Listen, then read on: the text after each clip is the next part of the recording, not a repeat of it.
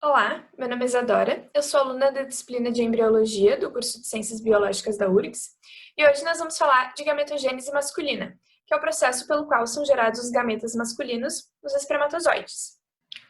Então, os espermatozoides são gerados no órgão testículo, e o testículo ele é envolvido por três túnicas. A primeira, a túnica vaginal, é composta de duas camadas de mesotélio. E essas células mesoteliais, elas vão secretar um fluido, que é o que vai permitir a movimentação dos testículos dentro do saco escrotal. A túnica albugínea, ela é mais interna, e ela é uma cápsula de tecido conjuntivo denso não modelado, com células musculares lisas. E dentro da túnica albugínea, nós temos a túnica vascular, que é uma túnica composta de tecido conjuntivo frouxo, ricamente vascularizado. Envolvidos por essas túnicas estão os túbulos seminíferos. E agora a gente vai olhar melhor para dentro deles. Então, aqui a gente pode ver o epitélio dos túbulos seminíferos, que é um epitélio estratificado especial, chamado epitélio germinativo, que é composto principalmente pelas células do desenvolvimento da espermatogênese, as células germinativas. Os túbulos seminíferos, eles são envolvidos pela túnica própria, que é composta de membrana basal, células mioides peritubulares, fibras elásticas e fibras colágenas. E entre os túbulos seminíferos, nós temos o tecido intersticial, que está ali apontado pela célula rosa. E o tecido intersticial, ele é composto de tecido conjuntivo frouxo, mais as células de Leydig, que a gente vai ver mais adiante. Então, vamos falar do desenvolvimento dos testículos. A partir da 8ª semana de gestação, que compreende o final do período embrionário, os testículos vão ser compostos de cordões seminíferos, que no futuro vão gerar os túbulos seminíferos, células germinativas primordiais, também chamadas de gonócitos, e as células de Sertoli. E o que vai acontecer? O hormônio FSH, que é o hormônio folículo estimulante, ele vai estimular a propagação de células de Sertoli. E as células de Sertoli, por sinalização celular, vão induzir as células mesenquimais a se diferenciarem em células de Leydig. As células de Sertoli, então, vão secretar o hormônio antimilleriano, que vai degradar os ductos de Miller, que seriam os precursores do trato reprodutor feminino, e as células de Leydig vão secretar a testosterona, que é o hormônio que vai induzir o desenvolvimento do trato reprodutor masculino.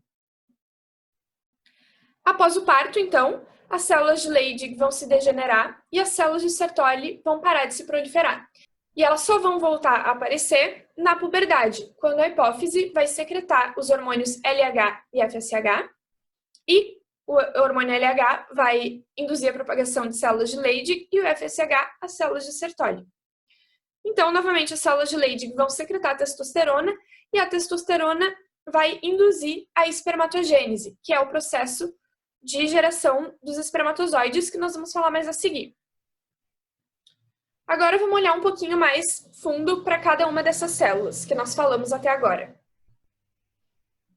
A célula de Sertoli, que nós podemos ver aqui, ela fica apoiada na lâmina basal, que ela mesma produz, e ela alcança até o lúmen, que é essa região aqui.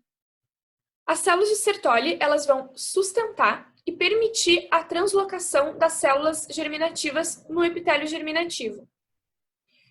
E, além disso, elas vão formar a barreira hematotesticular. O que isso significa? O líquido intersticial produzido na porção intersticial, essa daqui, ele é composto de macromoléculas que são muito importantes para o desenvolvimento das células germinativas. Só que esse líquido, ele não alcança, por ele mesmo, as células mais maduras. Quem faz esse transporte são as células de Sertoli. Ou seja, as células de Sertoli são essenciais para a espermatogênese, para o desenvolvimento dessas células. Além disso, as células de Sertoli secretam uma substância chamada fator de crescimento dos túbulos seminíferos, e elas também são muito importantes para a fagocitose dos restos celulares provenientes da espermatogênese.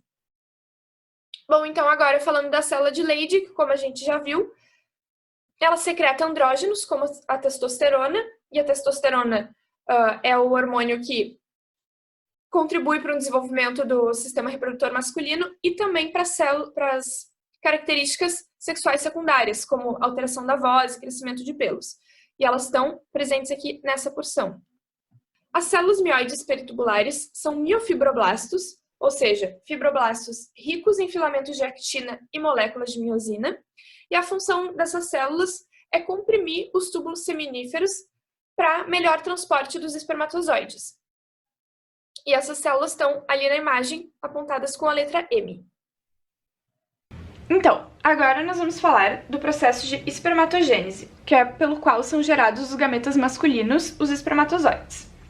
Então, a célula que dá início a esse processo é a espermatogônia. Essa célula ela é 2N e 2C. O que isso significa? O N corresponde ao número de conjuntos cromossômicos, ou seja, quantas origens tem essa célula. No caso aqui ela é diploide, ela tem uma origem materna e paterna. E o C corresponde a quantas cópias desses cromossomos tem presente na célula. Então aqui ele está duplicado, então é 2C. As espermatogônias, então, elas vão passar por um processo de mitose, que vão gerar duas células. A primeira célula vai ser as células-tronco. Essas células-tronco, elas vão novamente entrar em processo de mitose para gerar mais espermatogônias e seguir todo esse ciclo novamente. A outra célula que vai gerar é essa aqui de cima, que é o espermatócito 1. Então aqui vai ser mitose. Bom, o espermatócito 1, ele vai entrar em processo de meiose. Mas logo na intérfase, o que acontece com os cromossomos? Eles são duplicados. Então, o espermatócito 1 vai ser uma célula diploide com os cromossomos duplicados, então 4C. Ao passar pela meiose 1, esse espermatócito vai se diferenciar em espermatócito 2. Então, aqui ocorre a meiose 1. E por consequência disso, o espermatócito 2 vai ser uma célula haploide 2C, porque vai ser reduzido desse número cromossômico aqui. Então, dando continuidade ao processo de meiose, os espermatócitos 2 vão passar pela meiose 2, gerando as espermátides, que finalmente serão haploides, um N, e com apenas uma cópia desses cromossomos. Das espermátides para os espermatozoides, acontece um processo de diferenciação celular, chamado de espermiação. Então aqui, deixa eu trazer mais para cá. Desculpa, espermiogênese.